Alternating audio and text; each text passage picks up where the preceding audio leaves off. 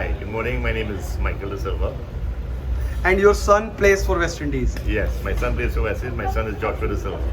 But you are here as a cricket fan. Yes, I am. My son is not here. My son is in Tobago. So does it put you in an awkward situation? Because as a father, you want your son to play in this match, but as a fan, you want to watch the game. Is there any conflict in thoughts? No, not at all. My son is young. He's 24 years old. He plays for the test team. His time will come. I'm pretty sure one day he will make the ODI team. So I'm not worried and just like this about that. So tell me something, this is quite unusual in this part of the world. Even if your son plays for West Indies national team, you are just like any, normal cricket fan. There is no attitude, people saying that, you look at me, I'm Joshua Da Silva's father. How is that? Is this cultural thing in West Indies? Yeah, I don't consider myself to be anybody else but Joshua Da Silva's dad. I'm not a celebrity. I'm not. Anybody can come and talk to me. I'll talk to them. So I don't treat anybody any different, and they don't treat me any different either. Tell us about Joshua Da Silva's early days. How he started. What kind of role you played in his shaping his international career.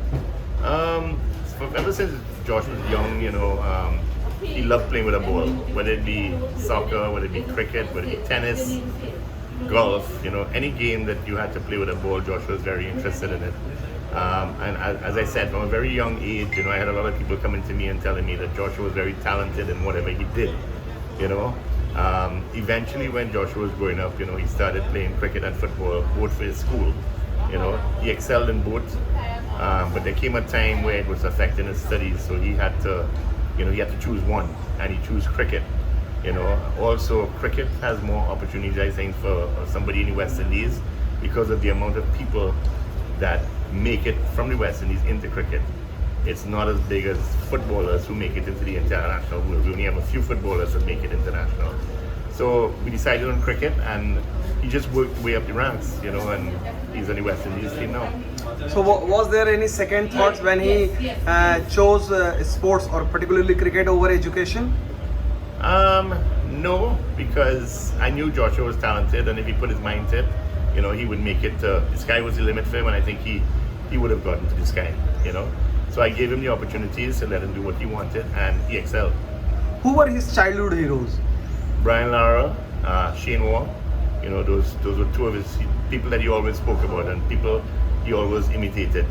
But although when he was small, when he was a little boy, I think when he was about 4 or 5 years old, I bought him a cricket helmet, and he used to, I don't know if you remember Ramnarish Tawon used to wear a bandana around his head. He used to tie it around his head.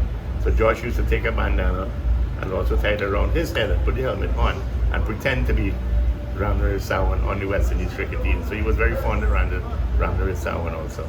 A lovely story. Yeah. Any Indian player that Josh was particularly fond of, who he admired? Josh loved all cricketers. He loves Kohli. He loves Ishan. Those are two guys that he think are excellent cricketers. He loves Pant. He loves. I think he loves all cricketers.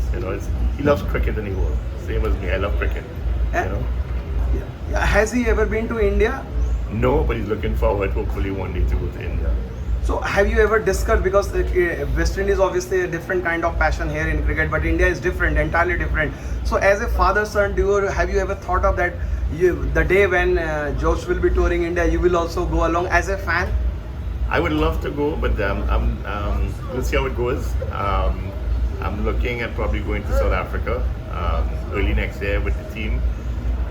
They're going to Australia at the end of the year. I doubt I'll be able to go to Australia and South Africa. India is another possibility. I don't know when that tour will take place, but I would love to visit India.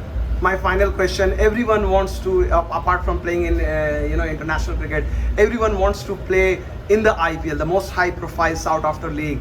And a lot of West Indian players do play, spend 2 months of there, and they enjoy different kind of celebrity hood, which is just beyond thinking in the Caribbean, because you guys are just normal people here. But there in India, you are mobbed. You are even allowed to walk on the street.